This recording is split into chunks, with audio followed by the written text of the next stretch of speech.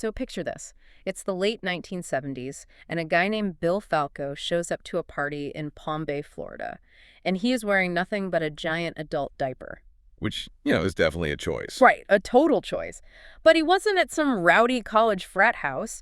He was at his retirement community's New Year's Eve gala. Oh, wow. Yeah, he was playing the role of the New Year's baby for his neighbors.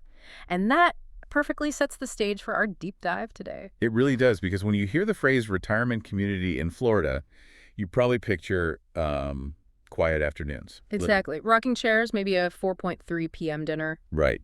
But today, we're throwing that image completely out the window. We've got a fascinating stack of primary sources, specifically community newsletters. Yeah, the Holiday Park News and a later publication called Happenings. Exactly. And these were published between 1976 and 1982 for a mobile home park in Palm Bay. So our mission for this deep dive is to look at this surprisingly vibrant, just hyperactive social ecosystem. Yeah, because it's essentially a petri dish for how human beings build a community from scratch. We're going to look at the wild social events, the people, and my personal favorite, the incredibly desperate managers' reports trying to keep it all organized. It's so good. I mean, we really should start with that social explosion because it totally shatters the retirement stereotype. Oh, absolutely. The sheer volume of events is exhausting just to read about. It really is.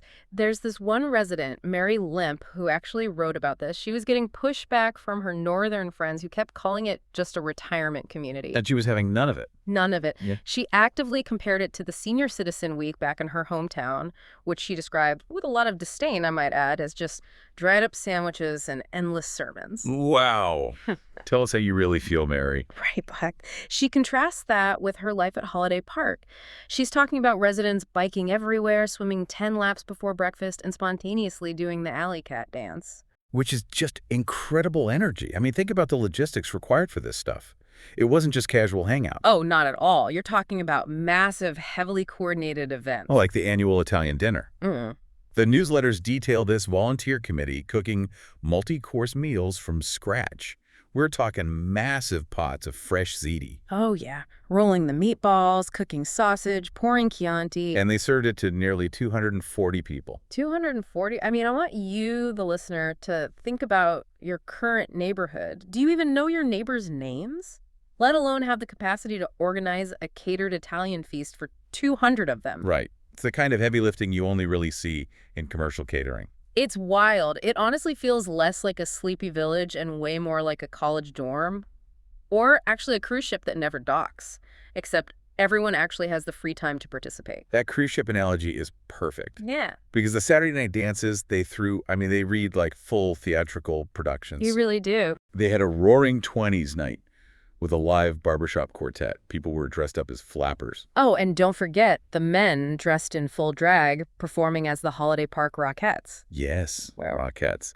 And then for Western night, they literally built a makeshift jail in the rec hall so they could playfully arrest each other. And they hired professional belly dancers for another night. It's just nonstop. It really is. But, an event schedule this packed doesn't just happen by magic. No, definitely not.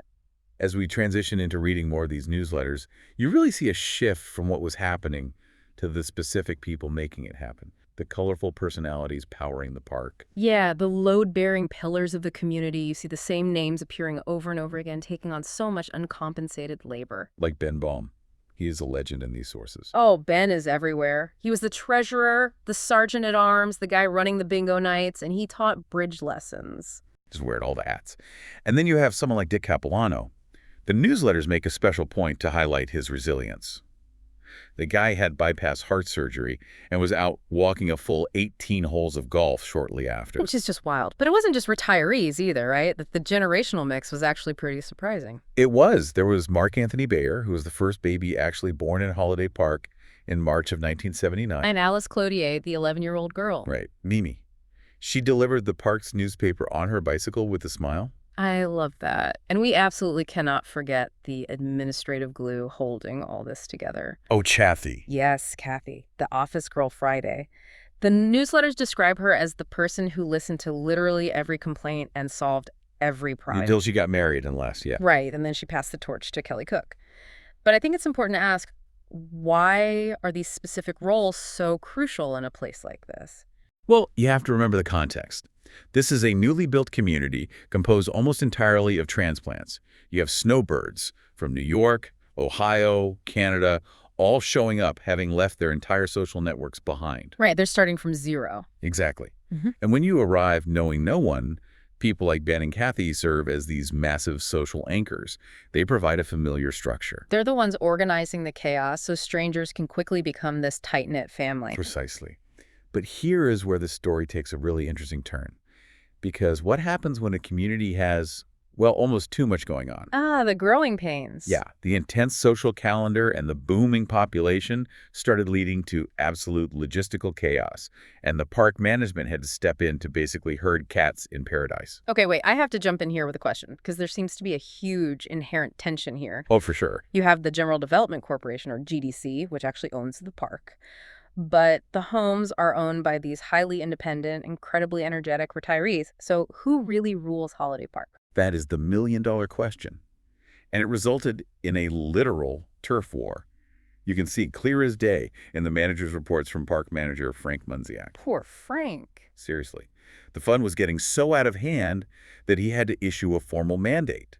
He declared that the recreation hall had to be closed for exactly 1 hour after community dinners. Just so his staff had time to sweep up and set the chairs for the massive Saturday night dances. Exactly. The residents were basically occupying the building 24/7.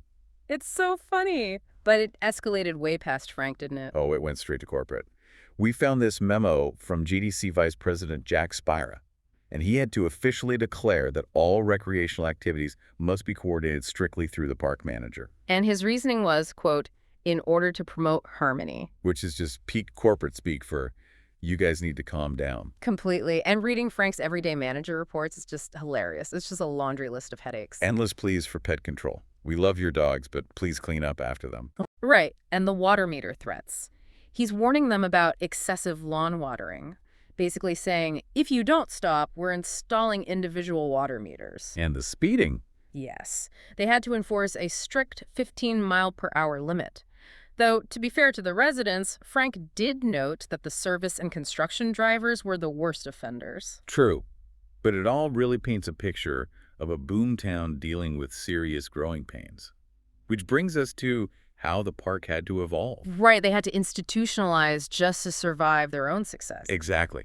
And a major turning point was when manager Frank Munziak suddenly fell ill. Right, and a guy named Don C. Rader stepped in to fill his shoes.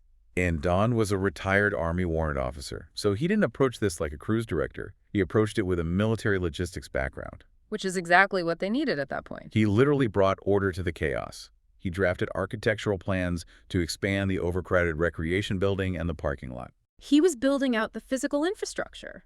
But the residents were changing their social infrastructure, too. They shifted from being this loose, casual homeowners association to a legally chartered property owners association. Yes, because they realized they needed a real legal arm to protect their interests and negotiate with GDC. It's the classic evolution from an organic, rule-free pioneer phase into a mature, bureaucratic society. And you see the climax of this in the 1982 Happenings newsletter. Oh, the 1982 rules are just incredible compared to the early days. Total night and day. Suddenly you have mandatory 50-cent name tags. Right, you couldn't even use the park facilities unless you bought and wore this little 50-cent name tag. And they're holding formalized security seminars. And my favorite, the strict directives about the mailboxes. Oh, yeah. People were putting their mailboxes too close together, which was cute, but it meant emergency vehicles couldn't read the addresses. So management had to officially order them to move them apart. It's just full municipal regulation at that point. But corporate had to adapt too, didn't they? Oh, they definitely did. GDC Executive VP Mel Broom actually came down to hold official complaint sessions regarding mobile home warranties. They couldn't just dictate terms anymore. They had to negotiate with the residents. Exactly. And they actually tried to build some serious goodwill. PDC ended up donating 26 acres of land to the Audubon Society to create a permanent bird sanctuary right there. Wow. Just a massive concession to keep the peace. It really was, and it perfectly tracks the arc of societal evolution. You start with belly dancers and ZD, and you end with legally binding property charters and bird sanctuaries. It is so fascinating. And it brings us to our big takeaways from these sources. Because what they really show us is that a retirement community is not a place where life slows down. Not at all. For many of these people, it is where an entirely new, highly organized, and intensely social life begins. Yeah, that tension we kept seeing between the fun-loving residents and the rule-enforcing managers. It wasn't a sign of failure. It's actual proof of a living, breathing, thriving community. Exactly, because building a community takes actual physical work. I mean, someone has to bake the ziti, Someone has to run the bingo. and someone eventually has to enforce that 15-mile-per-hour speed limit. It doesn't happen by accident. It really doesn't. Which leaves me with a final thought for you, the listener, to maybe mull over as you think about your own neighborhood. Oh, I like this. Well, think about it. We spend our whole lives seeking total independence, right? Freedom from rules, freedom from bosses. But when we look at a place like Holiday Park, is it possible that true happiness in our later years actually comes from surrendering a little bit of that independence? Like maybe the secret is actually agreeing to be part of a highly structured, heavily managed community where you have to wear a 50-cent name tag just to belong. That is a really profound way to look at it. Right. Maybe the rocking chair on the quiet porch isn't the dream after all.